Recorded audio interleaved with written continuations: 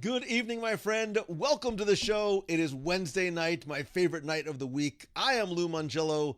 Thank you so much for being here in the clubhouse. If you're watching live, thank you. Sit back, relax, tag, and invite a friend to watch. We've got a great show, a lot of stuff to cover tonight.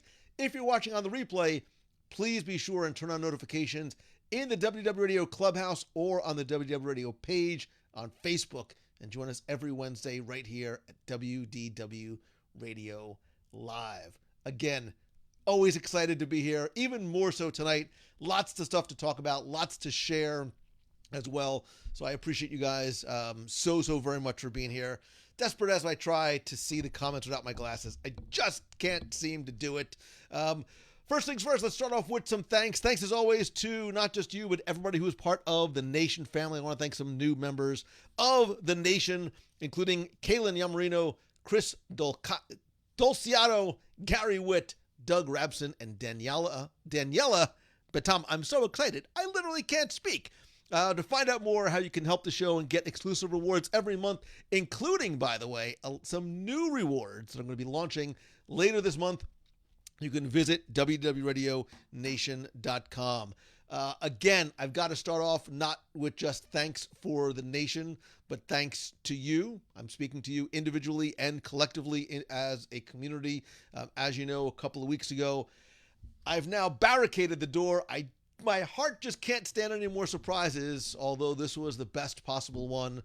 Lisa Donato Glassner from the Castle Run knocked on the door with my wife. They came in and surprised me, and I'm sure you've heard the story and watched the recap video of the Make-A-Wish page that was started in honor of my mother's passing a few weeks ago.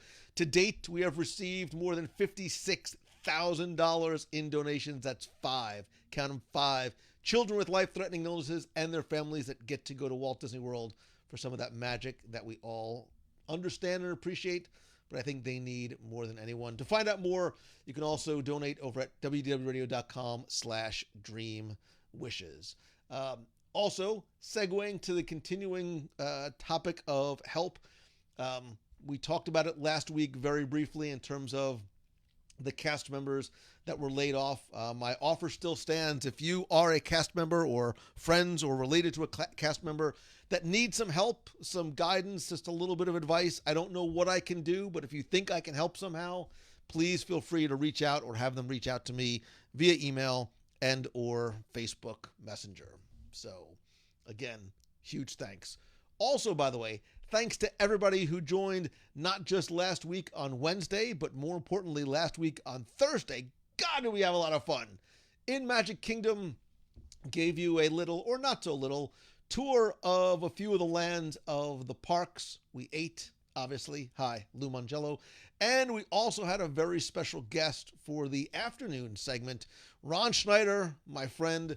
You know him not as my friend, but as the original Dreamfinder from Journey into Imagination with Figment, although it wasn't called that. Thankfully, we won't get back into that. I enjoyed the conversation so much, I decided to actually share it with those who may have missed the live broadcast as this week's podcast. And again, huge thanks to all of you that either commented on the site, on the group, on the page, or just messaged me directly via Instagram or Messenger, sharing some of your memories, your photos of not just the original attraction in Epcot, but photos of meeting the Dreamfinder and his good right arm, Figment. It was a lot of fun to talk to Ron. Surprised me with some stories I had never heard before, including the Michael Jackson one. And I actually shared on Instagram. If you go to Instagram.com/Lou Mangello, my latest post shares not just photos of Ron and his friend the Dreamfinder, but Ron and I, as well as Ron and Michael Jackson when he went to go and visit. So I'd love to know what you thought of the conversation with Ron. Share some of your memories of either the attraction itself or meeting Dreamfinder and Figment. And where do you think the future of Journey into Imagination is going to be? I shared on the show my thoughts, dare I say prediction for what I think is going to happen in terms of, or what I think was supposed to happen in terms of announcement for the attraction, or what I think is going to come probably now within the next couple of years, just because of the delay with everything. As Erica says, it was so good to see to hear Ron's stories and memories of his time as the Dream Finder. A lot of people, Ron Schneider is so funny. He's a really wonderful, personable guy as well. Chris, it was so good to see you at and near and then after Gaston's Tavern. I don't know why you made me buy so many cinnamon rolls at Chris. You are a hero, man. You flew down for the day with your lovely bride, spent the day in Magic Kingdom, and flew back home. That's the way to do it, especially when flights are like $35 each way. So Kira says my niece watched some of the live with me, and all she can talk about is saving to go to Disney now. She loved it. Kira, now is the time. Now is the best time to go to Walt Disney World. Derek says Dreamfinder made me cry. Now, Joe Rohde, what's next? Boathouse? As a matter of fact, it is. Not just going with Dreamfinder, but I may or may not have a lunch meeting there tomorrow. I'm just saying, it's what I do. It's what I live for, to have lunch meetings and dinner meetings. If I would have breakfast meetings at the Boathouse, if possible. Jeffrey said, we can hit 6 families. I absolutely believe we can hit 6 families for Make-A-Wish as well. Jeff Cheney was killing me to see the cinnamon rolls go to waste. It was, listen, not just because I paid for them, but because I would kill for a cinnamon roll right about now. Martin Shergold from the UK, I see you, brother. Thank you for being here so very late at night. The interview was great. Cookies looked good too. Yes, thanks again to Jen Ginn Thompson from Cult Cookies. She actually handmade and provided those cookies, and I know I shared the link to where you can find Cult Cookies. I think her Epcot ones are sold out. It might have been a limited run, but she does custom cookies. Super talented, super fun, and super delicious. I'm going to tell myself they're also super healthy, even though they probably are not. Aaron says, I tune in for the live broadcast and I listen to the podcast because the stories were so good. That's exactly what I was hoping you would do. Sometimes when the live show is happening, there's a lot of other things going on, but being able to hear those stories. Listen, I'm not going to lie to you. I normally don't go back and listen to the show because I was sort of doing the interview. I didn't sort of necessarily appreciate some of the stories that Ron was telling because you're sort of thinking about a couple of things all at the same time. So I listened back in my car this week. Sean says, last week's live show was the highlight of my week. Really made me wish that I'd been around for the original ride with Figment. If you haven't seen the video of it, you should definitely go check it out. The scenes, the music, the sets were just spectacular. Of all the old attractions, we talk about Horizons, 20,000 Leagues, Mr. Toad's Wild Ride, Stitch's Supersonic Celebration, all the original attractions that we wish could come back in their original form. I think Journey into Imagination and probably 20,000 Leagues are ones that could be put back in their original location as they were the day they closed and would still hold up. I think Journey into Imagination would still, it's like Haunted Mansion, and I'm not sort of comparing, but only in terms of its longevity in its pretty close to original iteration, not that second version. Let's not get down that into there. Patricia Lisa Knapp says, watching the cinnamon buns getting out in the open. Patricia, we have to meet in Magic Kingdom and I'll treat you to a cinnamon roll. And I promise none will go to waste. That'll never happen ever again. Somebody says Chef Bob is in here. Becky says, only a lunch meeting? Haven't you moved in yet? Listen, I would if I could. If they had couches there and little pillows and blankies, I would sleep there and work there often. Carlos Eduardo Silva from Ponto Orlando says there will be some contributions from Brazil. Thank you, brother. If you or somebody you know is is traveling from Brazil or speaks Portuguese, go check PontoOrlando.com. Carlos does some amazing things, not just on his social and his site, but some really cool videos and live stuff as well. So, Becky, I did have cookies. I did not send you any. Not those anyway. I don't want to spoil it. Just never mind. Okay, now you guys are talking about Boathouse. I'm going to very easily get distracted. I don't necessarily want to do that. I'm trying to stay on target. Vanessa says, hey, from Vancouver, Canada, one of my favorite cities on this beautiful earth of ours. Love the live videos. Made me miss the parks even more than I already did. It's not meant for you to miss it. It's meant to bring you to the place that you can't get to maybe as often as you would like, and then hopefully get you excited for your next return trip, which I would assume, by the way, you are going to book with our friends over at meiandmousefantravel.com. So, quick plug while we're here as well. So, I know you guys are asking me to get to. I know what you're asking me to get to. You're like, we talked about Ron Schneider and the Dreamfinder Ray. Let's move on to this week's topic. We're going to, but look, I would love for you to do a couple of things.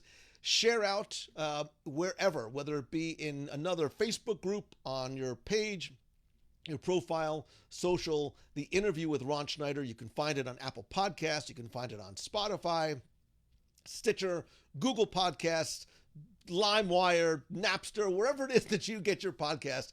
Find it, like it, subscribe, and share. It is incredibly, incredibly helpful. So, yes, I do know where you guys are looking to go this week. I will not beat around the tree of life any much further, because talking about Disney's Animal Kingdom really came from my Disney Plus pick of the week from, I guess was it last week? The week before? I don't know. I've lost complete track of time. But I knew as soon as September, I guess it was about probably a little more than a week ago, I knew that as September 25th came, or 26th, when the Magic of Disney's Animal Kingdom premiered on Disney Plus, it very much had to be next on the pick of the week. And the reason why was because I did have an opportunity to screen all the episodes actually before they came out on Disney Plus, in anticipation of a very special opportunity that I had, which I'm going to share with you. And while all the episodes are not out, I want to share a spoiler-free review of Magic at Disney's Animal Kingdom with you, because and let me know in the comments, have you watched it yet, and what do you think? And we'll chat again. And not that there's anything to be spoiled about, but I don't want to reveal what some of the upcoming episodes necessarily are about. So let's quickly go back, right? Earth Day 1998, Disney's Animal Kingdom opens, and unlike the other Disney parks, this was not about fantasy. It was not about technology. It was about the real world and the animals that inhabit it. And the Magic of Disney's Animal Kingdom on Disney Plus is the latest really in a line of exceptional documentary series on Disney Plus that includes Into the Unknown, about Frozen 2, and Leslie Iwerks' The Imagineering Story is arguably some of the best content I have seen, not just on Disney Plus, but on any of the streaming services. I know we've talked about this in the past. You will learn, you will laugh, you will cry. If you haven't watched The Imagineering Story at least once, go back and check it out. But the Magic at Disney's Animal Kingdom is slightly different. It's narrated by Josh Gad, who is both fun and familiar, and I think helps to not necessarily tell the story. But what I love about the Magic of Disney's Animal Kingdom is it's not about Disney's Animal Kingdom, the theme park.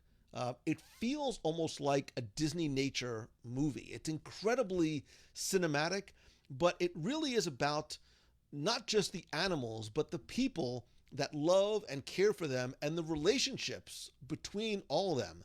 You do get to go behind the scenes on the theme park side. That's where Joe Rohde makes a few special appearances, tells some fascinating stories, but the Magic of Disney's Animal Kingdom is really about the animals themselves, and they are characters. I mean, they are absolute characters with real personalities, but it's also about the work that goes on backstage 24/7, 365. This is not a park that closes its doors at the end of the night. Even during this pandemic, I mean, there are the animals are there, the caretakers are there, and I think what you start to learn and take away is, look, when Disney's Animal Kingdom opened, they wanted to be very clear that this was not a zoo, right? NAHTAZU, but it was not a zoo. And you learn here that it really is true to that fact, and really so much more. And what I found as I continued to watch and I binge watched. Like as one episode ended, I couldn't wait to get to the next. Was that it was inspiring.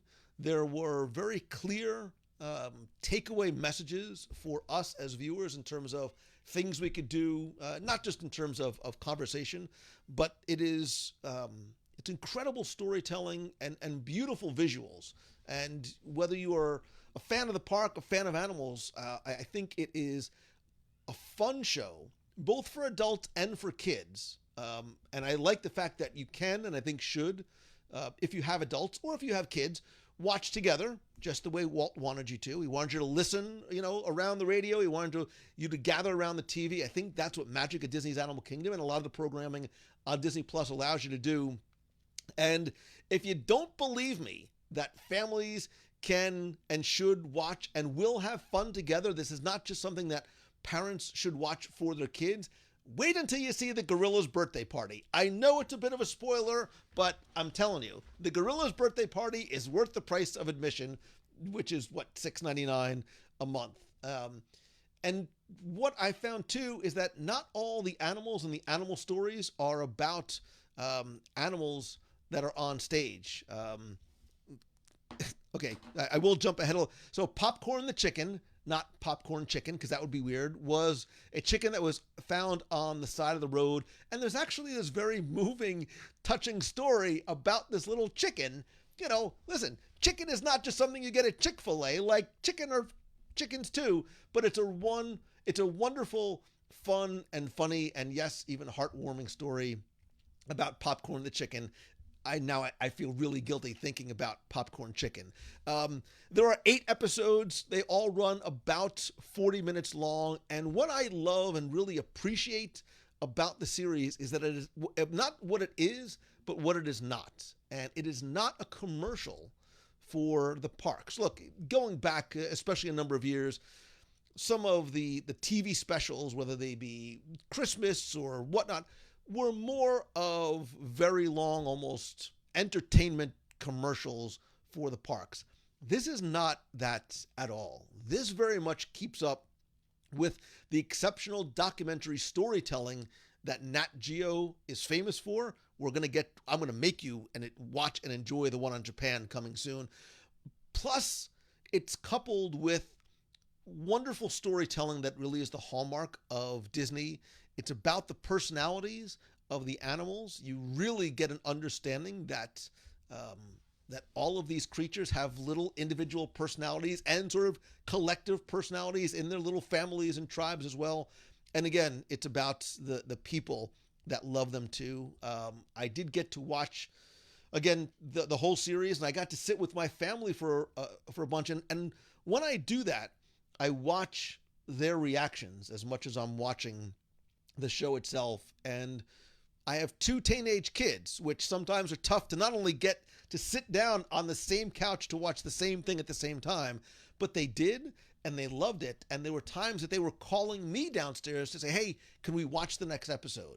So that to me is a testament to the quality of the programming, in that the entire family loves and appreciate them. I think the magic of Disney's Animal Kingdom is the perfect blend of nature and Disney magic. Very, very highly recommended. 5 out of 5 cinnamon rolls. I give Magic at Disney's Animal Kingdom. I was watching as some of the comments were going by. Judy Bennett says, I hope that inspires young people in their career choices. I absolutely think it does. My son loves animals, is finding his way in terms of what he wants to do with animals as a career. And I'm starting to hear him talk about, hey, maybe I'd like to do, I'd like to go work at Disney's Animal Kingdom. I'd love to do the college program. I want to be backstage caring for these animals. So if it's doing that for him, I have to imagine that it's doing it for other people as well. Maria, I agree with you 100%. I'm very happy that they're doing it on a weekly basis, as instead of binge watching it. I think it gives us a chance to talk about it, think about it, reflect, sometimes do more research, go back and watch it again.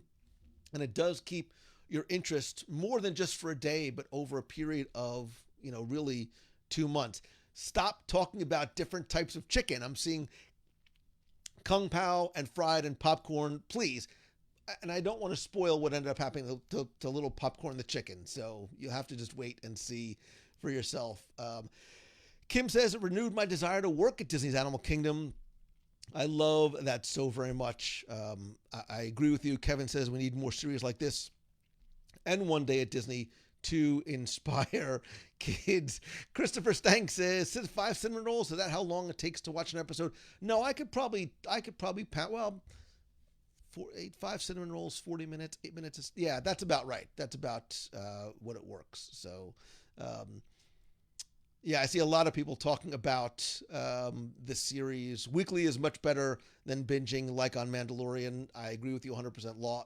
100%. Lost was best the first time I watched it because I had to wait a week, sometimes months, stupid writer strike, in between, which led to the anticipation for it. So I would love to know what you think of the magic of Disney's Animal Kingdom. We can talk more about it in the clubhouse, as well as on social. Share your thoughts about the episodes and what some of your favorites are in terms of that as well.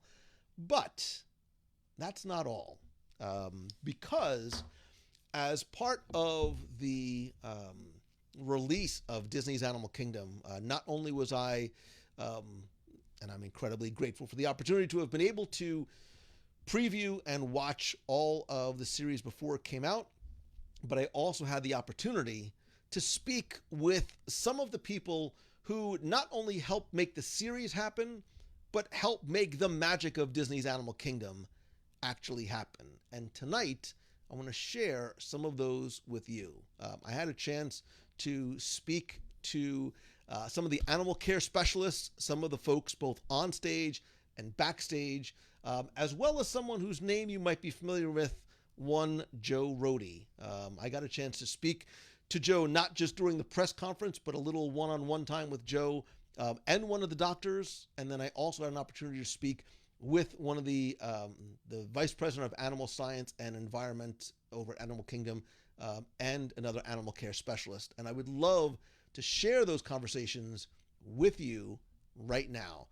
I was almost going to make a joke and say, get your popcorn chicken ready. Don't just get your popcorn ready. Sit back, relax, because I am thrilled and grateful to share my conversation with legendary Disney Imagineer, Joe Rohde. Enjoy. Great. Thank you very much, gentlemen. Thank you so much for your time. I really appreciate it. I had a chance to watch a few of the episodes before today. Really enjoyed and excited for what I saw. And Joe, I'll start off with you, if that's okay. Since its very beginning, Disney's Animal Kingdom was always something that was different. Definitely not a zoo, as the former tagline stated. And the magic of Disney's Animal Kingdom really reinforces that, because this really isn't a show or a series about the park or even the animals as much as it is about the people that care for them. Yeah, this is something I think it's easy to forget. Especially we, the Imagineers who create this illusion of this place that you come and have these experiences, go on safari, go whitewater rafting, go to Nepal.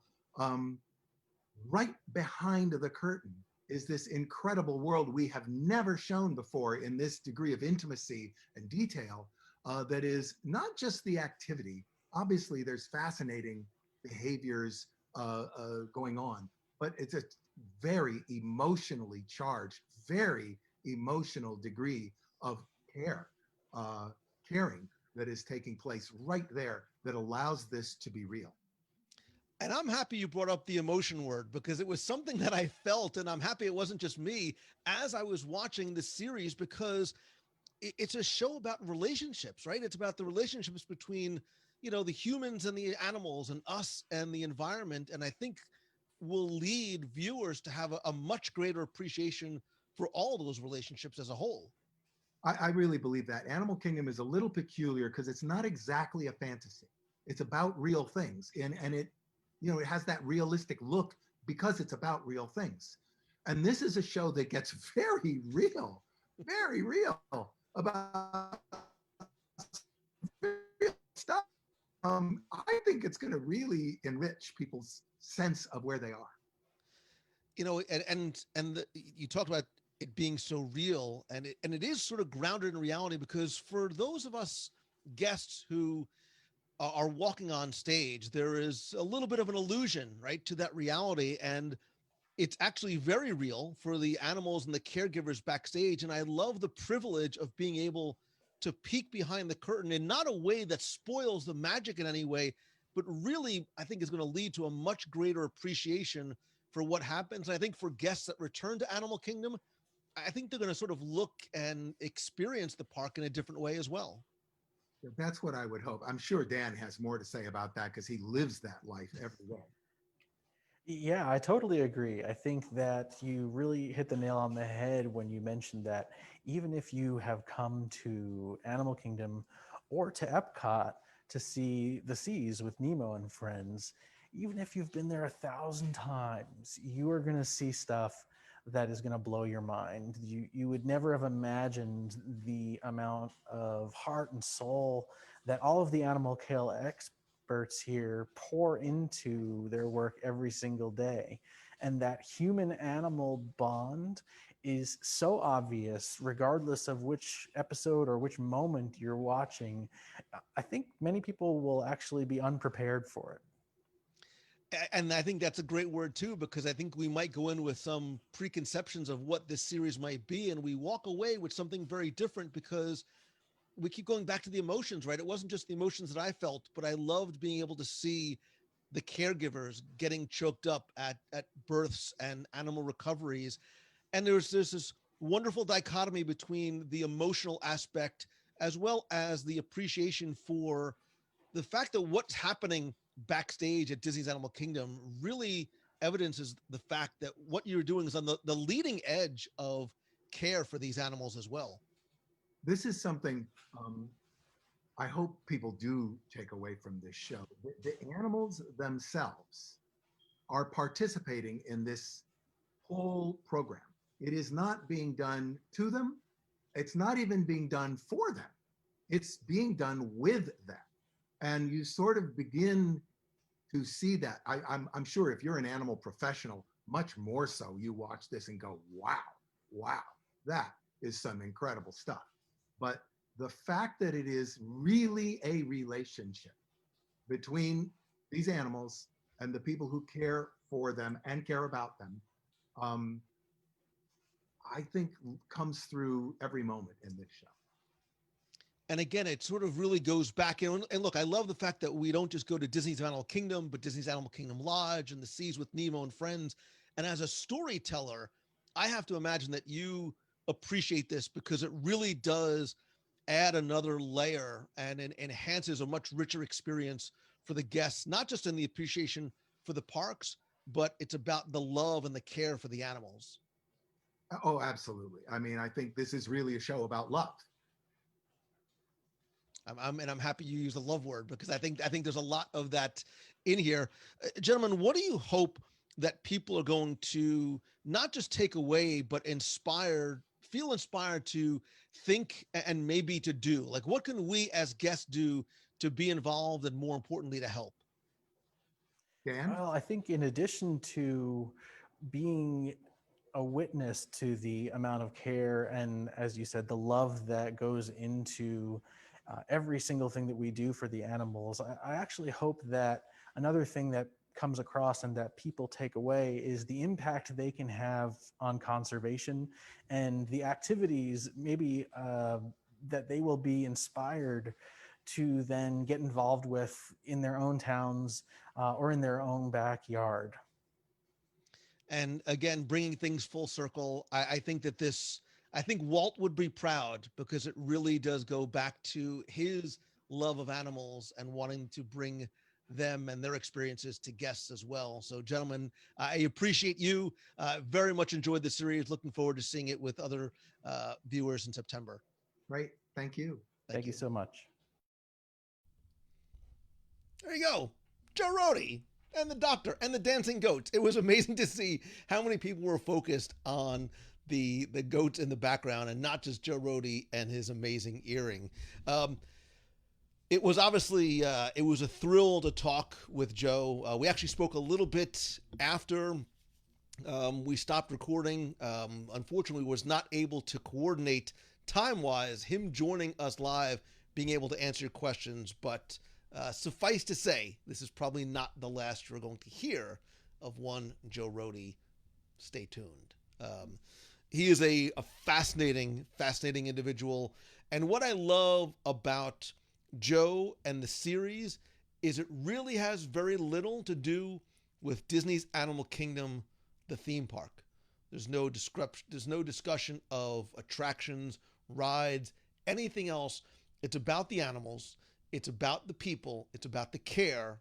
And it's about the work that goes on behind the scenes that doesn't necessarily look or feel like work to the cast members. And that's something that really gets brought home. And actually, I want to share another interview with two other individuals who were part of the show and are part of the animal care team at Disney's Animal Kingdom. I had a chance to talk to Dr. Mark Penning, who is the Vice President of Animal Science and Environment at Disney's Animal Kingdom theme park, and Courtney, who is an animal care specialist, not just about the series, but I really wanted to spend some time chatting with them and extend what we learned and what we see on the series and how that applies into the parks and into us. So please sit back, relax, and enjoy Dr. Mark and Courtney. Great, thank you very much. Dr. Mark, Courtney, nice to see you. Likewise, thank you.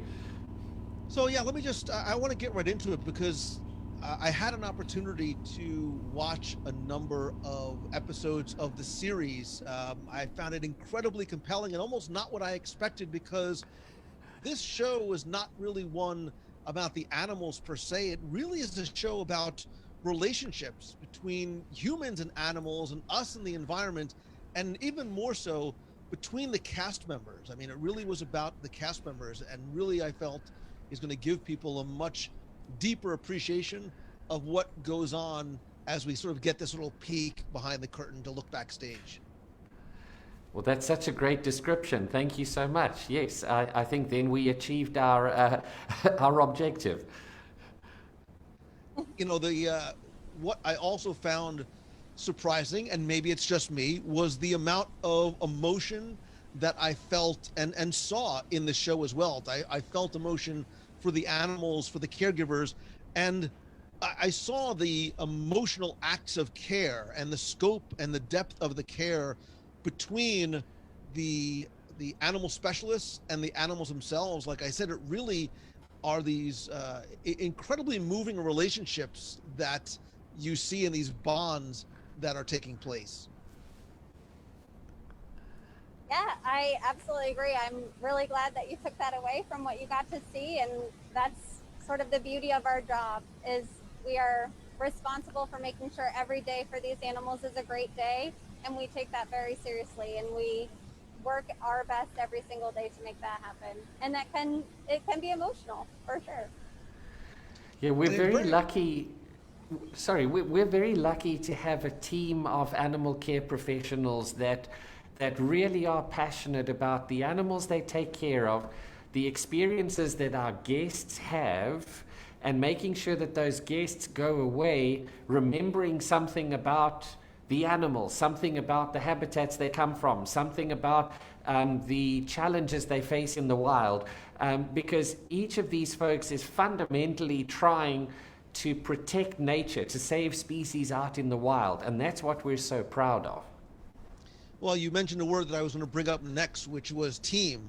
There were remarkable team efforts. And can you speak to the importance of the team in caring for the animals? Because it really, I also got a sense that there's a feeling of family.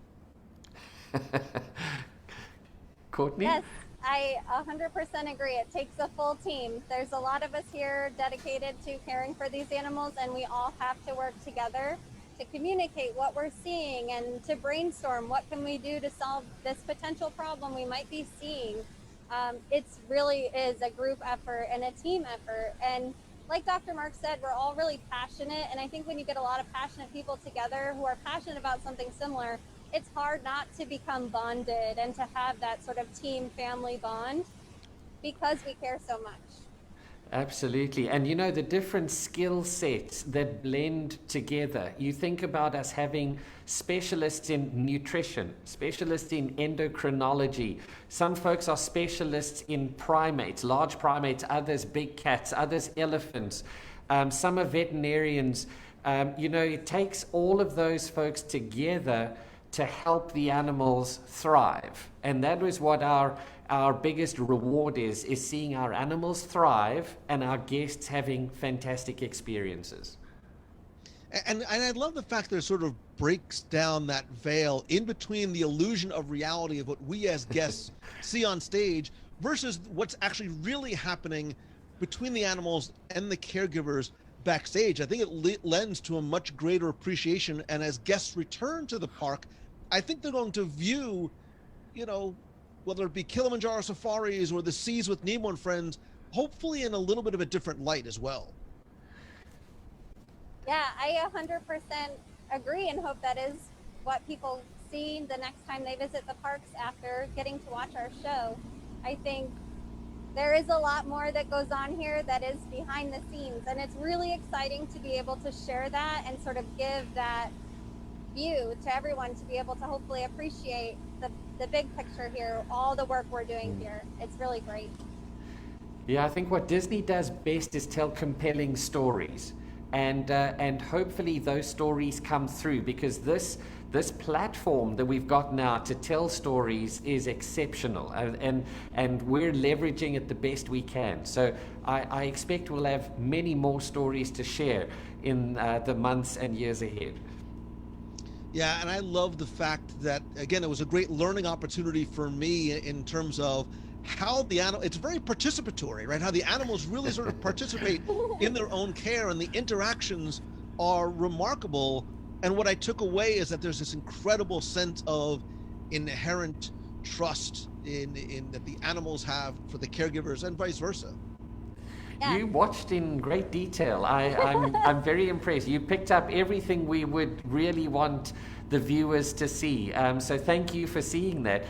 Yes, the relationship of trust is absolutely critical, and the animals voluntarily participate in these procedures that help us to help them thrive without them getting stressed. And you've seen it. It's a lot like training your dog at home. But here we're using, it's animals like crocodiles, and we're using the same techniques on everything from a jumping spider to a frog to an 8-ton elephant. And we're very lucky to have the kind of people that have the patience, the understanding of the animals, to be able to make those interactions happen. And Courtney's one of those. Yeah, absolutely. A big thing that we spend our time doing is relationship building to establish that trust and have that mutual understanding between yourself and the animal you're working with. I trust you, you trust me, and you are empowered to participate in your own medical care. And I think that's a really impactful piece of what we do here at Disney's Animal Kingdom. It's all choice. These animals choose to or not to participate in whatever we're asking them to do. And if not, hey, we'll come back tomorrow. No big deal, right? Well, and I think the show is also going to inspire people not just to think, but also to do and think about what they can do to be involved, and more importantly, to help. The only downside that I see is that every kid is going to want his own baby gorilla. So. Oh man, I hope not. Yeah, we hope they want to, we hope they want to enjoy the animals and the wildlife that they have in their backyard. That's the best place to start. Absolutely. Yes, I agree. Courtney, Dr. Mark, thank you very much. Congratulations on a really remarkable series. Really enjoyed it. Thank you so much.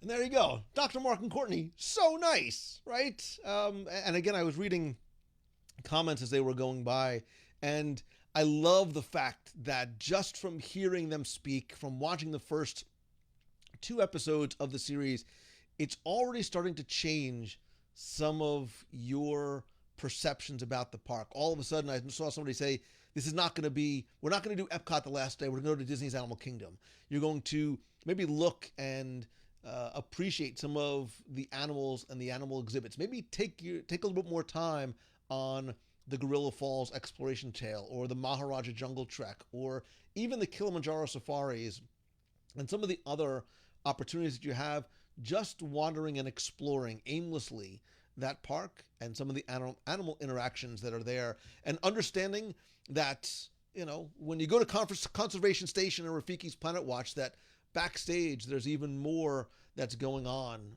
because this is not just a place where animals are there for us to, you know, view and learn and enjoy, but it's where they live. It's where an incredible team of cast members works and loves and plays with these animals as well. So please make sure you continue to check out all 8 episodes of The Magic of Disney's Animal Kingdom, and physically distance but hug and thank one of the animal care specialist team members next time that you go to Disney's Animal Kingdom. Again, I loved watching and seeing some of the comments. So Don Nichols asked if I talked Joe into a bread service quick area. Comments about the Yeti. The conversation was very focused on Magic at Disney's Animal Kingdom, and I did not, out of respect for the show and out of respect for Joe and the other folks who were part of the interview process, I really wanted to restrain and contain myself as well, from, you know, what could easily turn into a 5-hour conversation with Joe Rohde about what he's done, not just in and for that park, but throughout the Disney theme parks worldwide.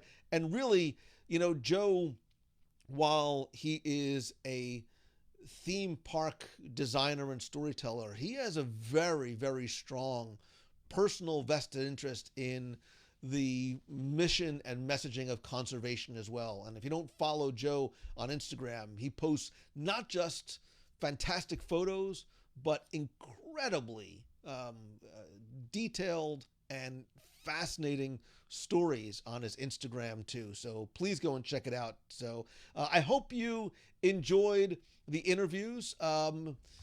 Maybe I'll do the same. Maybe I'll pull the audio from those, share those on the podcast as well for those who have not gotten an opportunity to see it here. But as promised, it is not the last you're going to hear of, for, by, and about one Joe Rohde. In fact, we're not done with Joe Rohde yet. No, I'm kidding. It's not a knock on the door. It's not Joe Rohde behind the curtain or the wall, but Joe Rohde is going to be the topic of tonight's. Great, thank you very much.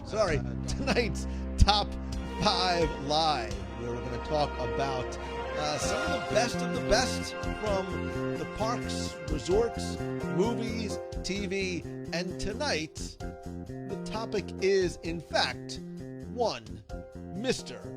Joe Rohde.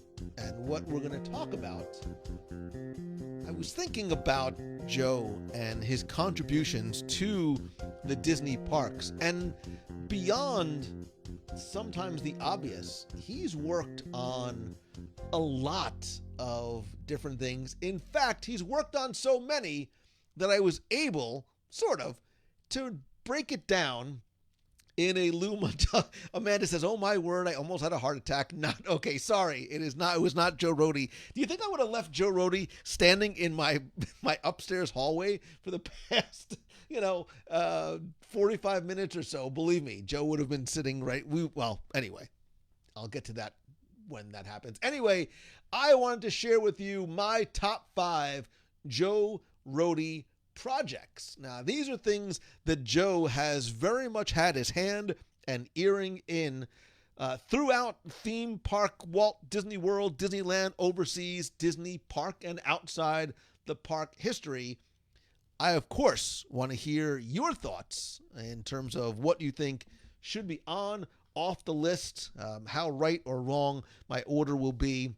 Let's get down to business, not to defeat the Huns, but to get to our first top 5 Joe Rohde project. Coming in at number 5 is, of course, Expedition Everest. And I can already hear the yells and the screams and the Mangello, are you insane, man? How is Expedition Everest not farther up on your list, if not necessarily number one? It is incredible storytelling, rich in detail, layers upon layers, not to mention the fact that it is a wonderful, thrilling, and exhilarating attraction with some of the best views that you'll find anywhere in Walt Disney World.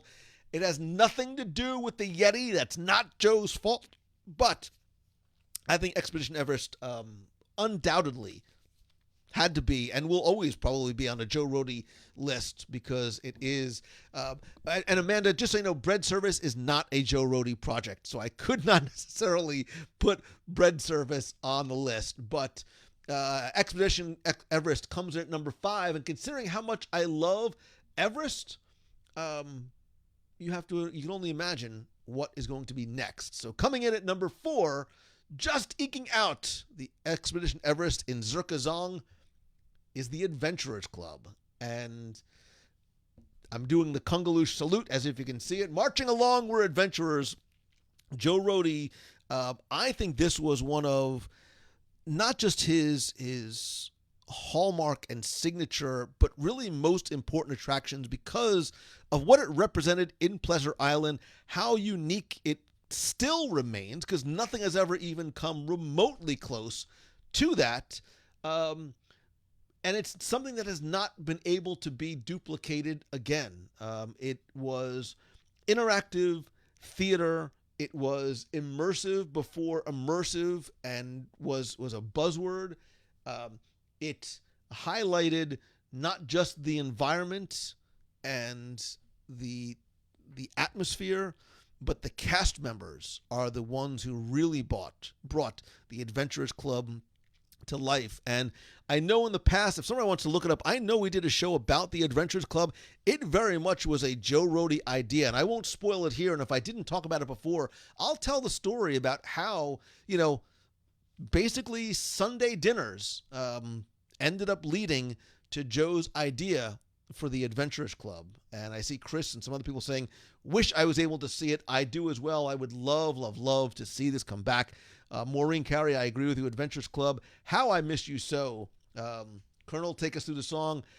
Stephen Schmidt, I'm tempted to sing Marching Along, We're Adventurers, but you don't want to hear me sing. What you do want to hear me do, though, is get to the number 3 Joe Rohde project in front of Expedition Everest and the Adventurers Club. We have Aulani.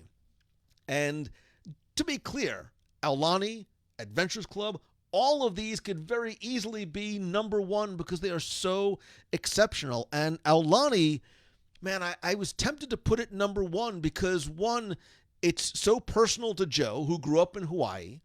It is a Disney resort that is really rooted in Hawaiian and Polynesian culture with just a little bit of Disney sprinkled on top. It is authentic. It is oh so very delicious. It is beautiful, and it's unlike anything else that Disney had done before in terms of expanding the Disney properties and brand to some place that did not have a theme park associated with it. This was really the first time they did something on this level. So Heather Richards, I see a few of you asking about the new island that is coming to Disney Cruise Lines. I will tell you, spoiler alert, I did not put this on the list because I have not seen it, because it has not opened yet. So I cannot judge something based on concept art alone. We all have a feeling it's going to be on the list if we revisit it in the future, but here we go. So, all right, so there you go. Adventurers Club, Expedition Everest, and Aulani coming in at 5, 4, and 3. Number 2 is Pandora, the world of Avatar. And once again, this could have been arguably the number 1 spot because Pandora did something. I'm going to come off the title card. Pandora did something that I don't know that anywhere else has been able to accomplish. And I mean this with the utmost respect. Pandora made me care and fall in love with a land and a place and an environment and all the things that are associated with Pandora, the land, based on a movie that I did not care about. I admittedly, I've seen Avatar. I appreciated it for what it was. I appreciated the messaging in terms of, not to steal from Epcot, but living with the land and living with not just the indigenous people, but creatures and all of the important conservation messaging that comes from it. I had no emotional investment in that film. It changed when I went to Pandora, and all of a sudden I had emotional investment in both, and not just both of the attractions, but the land itself, right? The first time you walk into Pandora, think about your first time in there. You're looking around, your mouth is open, it's beautiful, it feels like you are somewhere else other than the surface of the sun, which is what the rest of Disney's Animal Kingdom feels like. Those floating mountains, those floating waterfalls, Navi River Journey, say what you will. It's a beautiful attraction, right? Whether you think it's too short, it's a beautiful attraction with remarkable technology in terms of the singing shaman, but it's beautiful and it's peaceful. And then Flight of Passage says, hold my Satuli Canteen, because it's breathtaking. It's breathtaking not just in terms of the technology that's used, but all of a sudden, I was interested again in this environment from the film that I didn't really give second thought to before. So, again, Joe Rohde did not do it alone, obviously, but he very much led the project in terms of Pandora, which is why I had to call it out specifically as number 2 on my list. And number 1, I will tell you, I struggled with a lot, and I unapologetically am going to reveal my number 1 as being Disney's Animal Kingdom. And you're going to say, Mangello, wait, you have an attraction and a land from that place. Very true. But Disney's Animal Kingdom bears mentioning by itself, because this very much was a Joe Rohde inspired project. We've talked about it on the show, on the live show before, in terms of him and the genesis of the idea, how he got it not only approved, but enthusiastically approved by Michael Eisner and by the board, and what this park means in terms of a storytelling medium, in terms of conservation, in terms of so many different layers and levels. Disney's Animal Kingdom is a remarkable accomplishment as a whole, looking at it from a 30,000-foot view, not just to mention the attractions and the lands within it. So I hope you understand what I mean, in that I felt that it needed to be called out on its own. And then, yes, I did feel that Pandora and Expedition Everest were important enough on their own to bear mentioning as well. And I could certainly wax poetic, which means drone on about either or both. But you can't have a top 5 list without a couple of top 5 honorable mentions as well. Melanie Jones, I agree. Animal Kingdom, so far away. So honorable mentions for the Joe Rohde projects include 1, Captain EO. And if you go back and watch, there's a wonderful short sort of mini documentary about the opening and the making of Captain EO. And it's funny because if you go back and watch carefully, there is an unnamed Joe Rohde standing over drawings and a model, longer hair, longer beard and mustache, not so big earring.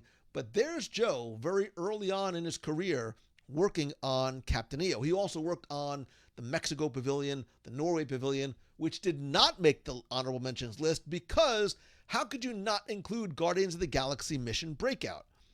Again, when they announced that they were closing Tower of Terror, the Disneyland Twitterverse lost its mind until they saw Guardians of the Galaxy. We've said it before, we'll say it again. It is a party and a ride, incredibly well detailed, full of Marvel cinematic universe and comic book and Epcot Easter eggs. Figment, I'm looking at you. Incredible rewritability factor. It brought a new, I think, excitement and energy to that attraction. And Joe also worked on and in the American Adventure. American Adventure was actually one of his earliest projects. And quick story, when they were working on it, and they were working on the characters and the script and the story, Joe did this like Scottish brogue accent, like doing his impersonation of what he thought Alexander Graham Bell sounded like. And they're like, that's good. Do that again. Somebody tape this. And Joe Rohde is actually the voice of Alexander Graham Bell in the American Adventure, the attraction that he worked on very early in his career. So there is my top 5 Joe Rohde projects. You can very easily mix and match and reorder this list, and you're still correct, because they are all exceptional attractions, lands, shows, stories, and resorts. So I would love to know what you think, not just about my list, but what you would put on it, what you would take off, what you think maybe the number 1 Joe Rohde project is. And again, there's no wrong answers unless, of course, you leave the Adventurers Club or any of those off of your list. So there you go. You have fun? I did. Like, I always have fun. You always make this fun. But we did a lot. Oh, wait a second. We talked about this week's podcast. We talked about the magic of Disney's Animal Kingdom. We talked about the top 5 live. What I didn't give you was your homework for next week. Now, remember, we talked about some options for what an upcoming pick of the week might be. And I know it doesn't make any sense saying that it's my pick of the week and asking your opinion, but this is not a dictatorship. It is really more of a community. You spoke, I listened, and then I made my own choice anyway. And next week's pick of the week, which I chose from this list, is a movie that I loved watching with my kids. They loved it so much. I watched it again recently, and in my little mind, it still holds up. This week, I want you to sit back, relax, order some cult cookies, make yourself some popcorn, go get yourself some bread service to go from Animal Kingdom Lodge because it's so far away, and tune in to watch Treasure Planet. Don't roll your eyes, don't groan, because I dig me some Treasure Planet, and I want you to watch it because I think you will too. So that is your homework for this week. I want you to watch, and then we will discuss Treasure Planet, not just here on the show, but we will discuss it in the clubhouse as well. And if you are not a member of the WDW Clubhouse, what are you waiting for? It used to be called the Box People Group. Now it's the Clubhouse because it's the place for you and me, something MIC, whatever. It's the place where we get together as a community, really as a family, and so very much more. We'll talk about that and anything else you like to talk about there. Dude, those space sailing ships, right? Worth it for the visuals alone. Matthew says it's underrated. I agree 110%. By the way, Ingrid Ray, you got to tune in to Ingrid's, I'm going to mess it up, Imaginarium? Ingridarium, something. Ingrid is an incredibly talented and gifted musician and pianist. You may or may not have seen her in such places as the Strolling Piano in Disney Springs. Well, now she puts on fun and great background little mini concerts on the Facebooks. Ingrid, if you want to link up to it, because I don't know the exact place or spelling to find it, go check it out and dance and sing along. It's what I do when I watch, and trust me, you don't want to see or hear any of that because it's a horror show. I've put on my own COVID-19, and that's why I'm wearing black. But I would like to share a couple of other things with you. Don't forget, by the way, to please check out WDWradio.com and make sure you check out the brand new site. I've got a bunch of new things and new writers coming very, very soon. And again, if you are not a member of the WDW Radio Clubhouse, please, please, please make sure that you do.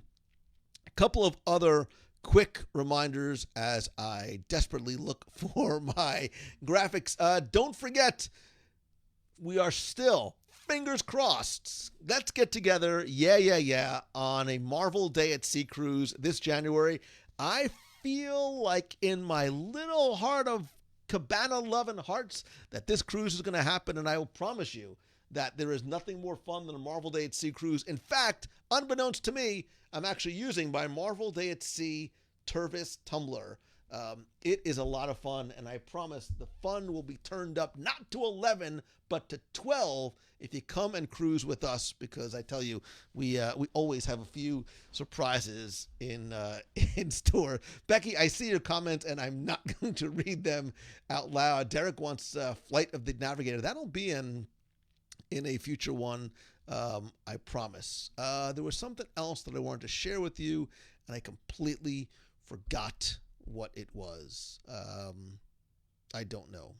Don't forget, anyway, we still have, listen, I thought we were getting close to the end of the storage closets and garages, but there's still more items from my personal collection on eBay this and every week at www.radio.com/eBay.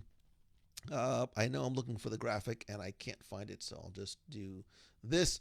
Again, if you want to help contribute to our fundraising efforts for Make-A-Wish Foundation, you can visit www.com/dreamwishes. If you are planning or thinking about your next Walt Disney World vacation, and you should be, because now is really the best time to be here, I promise you, go and visit Becky and the entire team at Mousefan Travel. They will help you. They will answer your questions, allay any of your fears, and really help you navigate traveling in a hopefully soon to be almost post-COVID type of world. And again, the exceptional service that they give you is really the most important part, not to mention the fact that it comes at no cost to you at all. And go give Becky some love while you're there as well. So 101 Ways to Navigate the Mind of Mangello. Amber Bramble, that is a book that nobody wants to read because you can't. Anybody who knows me will tell you, but wait a second. Ron Schneider is here? The original Dreamfinder. There he is. Joe Rohde was the model for the Dreamfinder in the ride and performed as Dreamfinder in the School of Drama and the Imageworks.